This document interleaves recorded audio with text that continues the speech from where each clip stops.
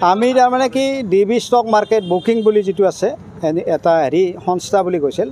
আমি তেখেতৰ তাত পইচা জমা কৰিছিলোঁ আমি পইচাবোৰ যিহেতু জমা কৰিছোঁ আমি সেইটো NFT কৰি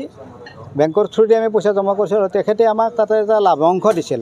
সেইটো মান্থলি দিয়ে মান্থলি হ'লে 7% হাফ ইয়াৰলি 27 হাফ ইয়াৰলি 54 আৰু ইয়াৰলি আছিল 120 গতিকে তেখেতে লাভাংশ সেনেকৈ দিম বুলি ক'লে দিম বুলি কোৱাৰ পিছত আমি তেখেতৰ তাত পইচাবোৰ জমা থলোঁ দিয়ে পইচাবোৰ ঠিকে দি আছিল তেখেতে 18ত ষ্টাৰ্ট কৰিছিল সেই 18ৰ পৰা ঠিকে দি আছিল কিন্তু যোৱা 3 মাহ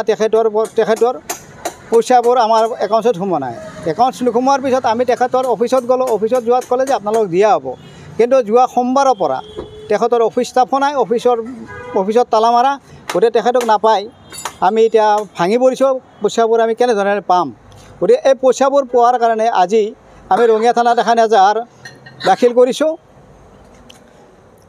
এতিয়া আপোনালোকৰ কিমানমান মানুহে আছে আচলতে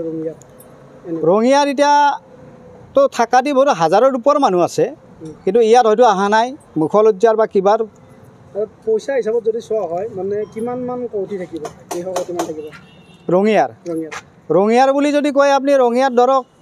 অনুমানটো মোটামুটি 100 কোটিৰ ওপৰত যাব সেইটো অনুমানে ৰঙিয়াত আৰু মানুহবিলাকে লাজতে ভয়তে মুখ খোলা নাই ইয়াত আহিব খোজা নাই আজি কি কৰিলে থানাত আহি আমি এজাহাৰ দিলোঁ দীপাংকৰ বৰ্মন মাক দেউতাক আৰু তেখেতৰ অফিচ ষ্টাফ আচলতে আপোনালোক কোনে দেখাই দিছিলে এই বস্তুটো দেখাই মানে কি যিহেতু আমাৰ গুৱাহাটীত আমি যাই থাকোঁ গুৱাহাটীত যোৱাৰ সূত্ৰে আমি গম পাওঁ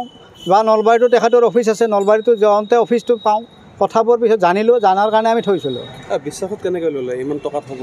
তেখেতৰ যিটো বিশ্বাস মানে এতিয়া ধৰক ৰয়েল গ্ৰুবাৰ্টি আছে ৰয়েল গ্ৰুবাৰ্টিৰ যিটো এটা তেখেতৰ আছে শ্বেয়াৰ আছে তাৰপিছত নিপন গোস্বামীৰ বঁটা তেখেতে পাইছে আৰু কি আছিলে মিডিয়াত ফ'কাছ হৈছিল গতিকে গোটেইখিনি কথা যিহেতু আৰু অসমৰে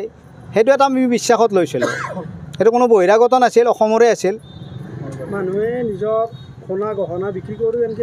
সোণা গহনা নিজৰ পিতৃক সম্পত্তি মানে বন্ধকত থৈ পেলাইও তাত পইচা লগাইছিল অৱস্থা তেওঁলোকৰ বেয়া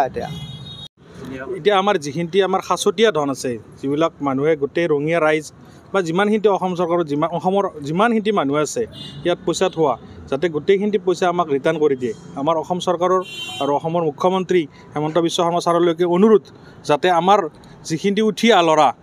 লোন লৈ নিজৰ সাঁচতীয়া সম্পত্তি মৰ্টগেজ দি বা তেওঁলোকৰ